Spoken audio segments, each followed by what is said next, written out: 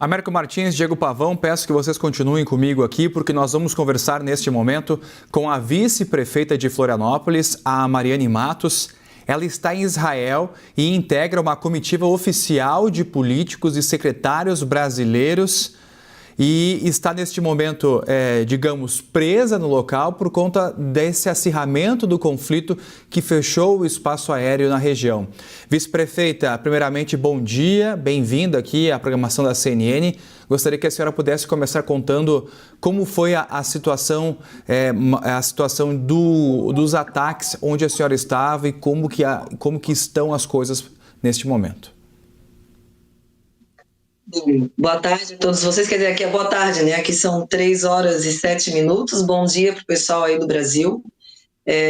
Primeiramente, assim, nós chegamos na segunda-feira aqui e já as primeiras orientações deles, porque isso faz parte da rotina deles, foi explicar sobre os locais seguros, sobre os bunkers, né?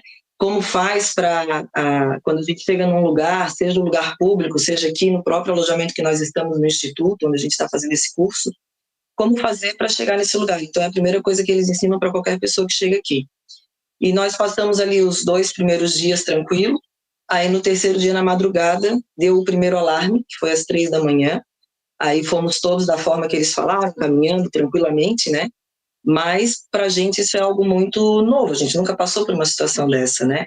Mas nesse primeiro dia foi muito calmo, a gente não ficou nem 5 minutos no bunker, logo que veio o alerta, eles já avisaram que nós poderíamos sair, que não era na nossa região, e isso que eu fico muito admirada com essa tecnologia que eles utilizam, que se tiver um míssil vindo agora para essa região onde nós estamos, o alerta vai ser mais forte, vai ser dizendo, olha, é na sua região, direcione-se ao bunker, fique lá, não saia até ter a orientação. Então eles têm um cuidado muito grande para que as pessoas estejam em segurança. Tanto que hoje a gente estava tendo uma reunião agora com representantes da Embaixada de Israel, tirando todas as nossas dúvidas do que fazer caso alguém, porque tem um grupo que está já querendo voltar para casa, mas o espaço aéreo está todo fechado, né? Então a gente também tem que ter consciência de que hoje eu estou num lugar que é seguro, que se tiver um alarme eu tenho para onde ir e ficar em segurança, tem alimentação, tem energia, né, tem internet, tem sinal de internet. Então a gente está num lugar hoje, com essa delegação aqui, nós estamos dentro das circunstâncias que o país vive, nós estamos num lugar seguro. E foi repassado para vocês se existe algum protocolo de saída de Israel caso esse grupo queira deixar o território? Então, a gente estava numa reunião justamente falando sobre isso, que tem um grupo que estava tentando ver uma possibilidade de viajar até a Jordânia, da Jordânia ou para o Egito, ali para poder ter o espaço aéreo livre naquela região e voltar para o Brasil.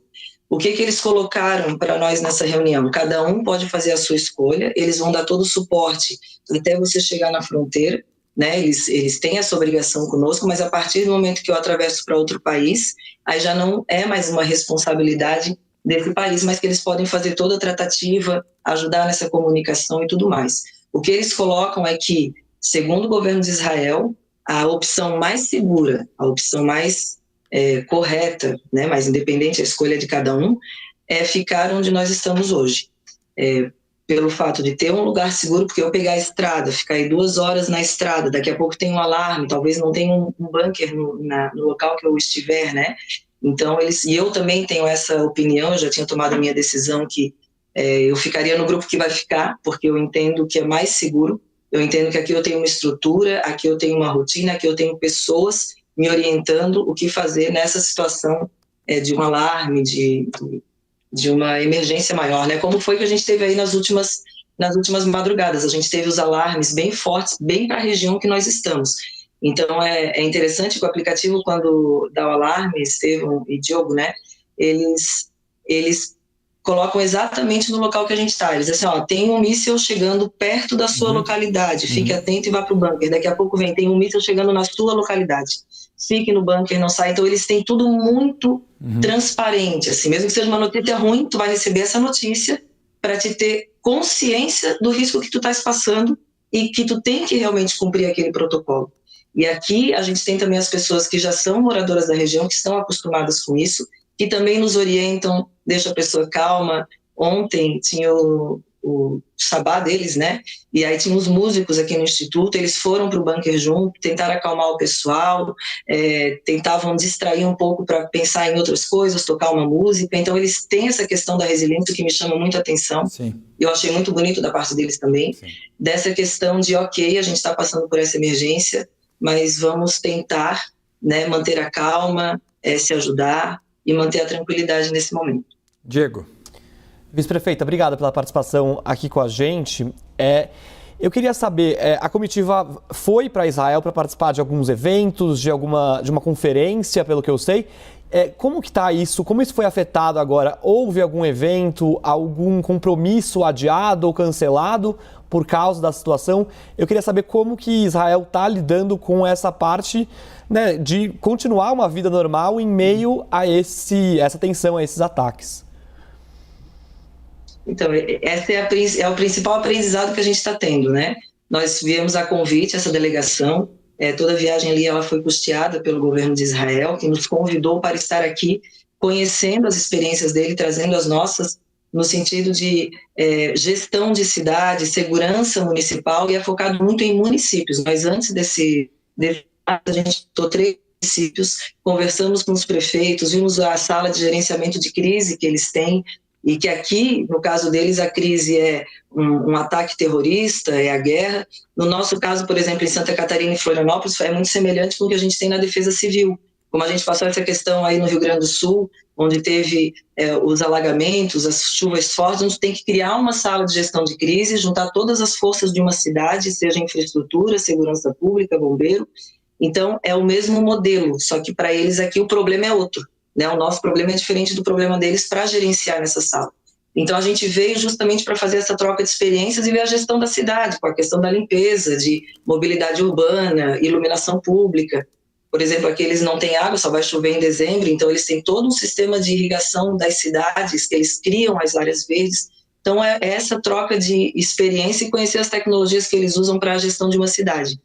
E aí, quando aconteceu os primeiros alarmes, o que aconteceu? Na sexta-feira nós iríamos fazer as visitas em Jerusalém, aí essas visitas, onde a gente teria que ter um deslocamento de ônibus, foram cancelados.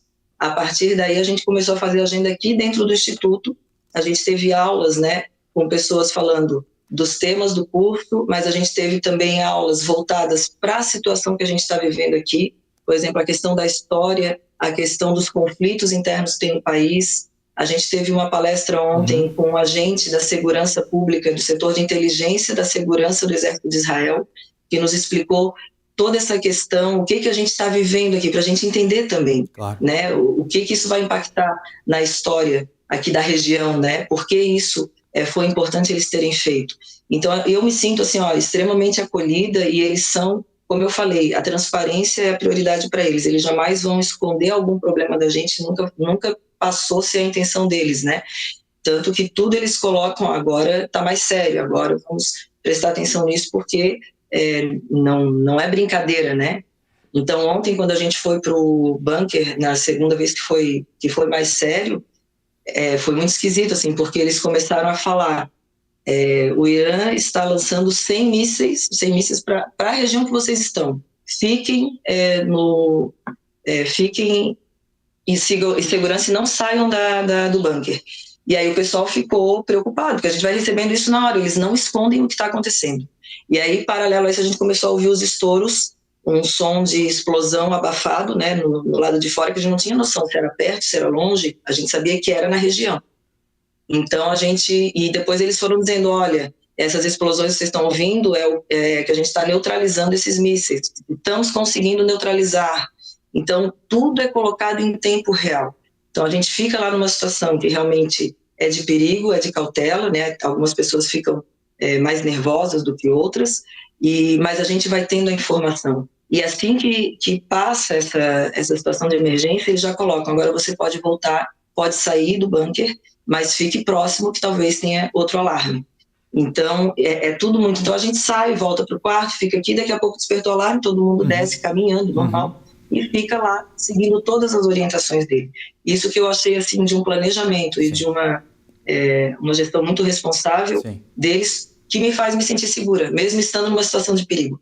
Sim. Eu sei que eles não vão me colocar em risco e tudo que for acontecer eu vou estar sabendo, eu vou estar ciente.